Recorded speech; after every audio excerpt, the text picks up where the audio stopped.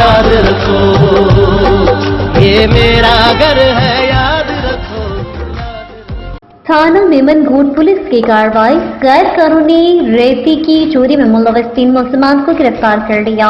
اس حوالے سے مزید تفصیلات دیکھتے ہیں ہمارے چیف رپورٹر کراچی جاوید محمود اہرائیں کی اس رپورٹ میں۔ D I G E doctor Farooq Ali کے احکامات اور ایس ایس پی ضلع ملیر ڈاکٹر عبدالخالق پیرزادہ کی ہدایت پر تھانہ Memon Goth S H O sub inspector Qurban Ali نے پولیس ٹیم کے ہمراہ دوران گشت ملیر ندی کے قریب سے غیر قانونی طور پر مٹی کی کھدائی اور ترسیل میں ملوث 3 ملزمان کو گرفتار کر لیا۔ کارروائی کے دوران گرفتار ملزمان کے قبضے سے ریتی سے لوڈ 2 عدد ڈمپر اور 1 شاول برآمد ہوا۔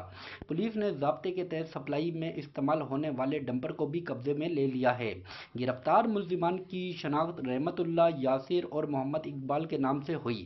پولیس کے مطابق ملزمان کا مقصد غیر قانونی طور پر ریتی کی چوری کر کے فروخت کرنا تھا۔ گرفتار ملزمان کے خلاف مقدمہ درج کر کے مزید قانونی کارروائی شروع کر دی گئی۔ ایس ایس پی ضلع ملیر ڈاکٹر عبدالخالق پیرزادہ کا کہنا ہے کہ ضلع ملیر میں غیر قانونی طور پر ریتی، بجری یا مٹی کی کھدائی اور ترسیل میں ملوث عناصر کے خلاف سخت قانونی کارروائی عمل میں لائی جائے گی۔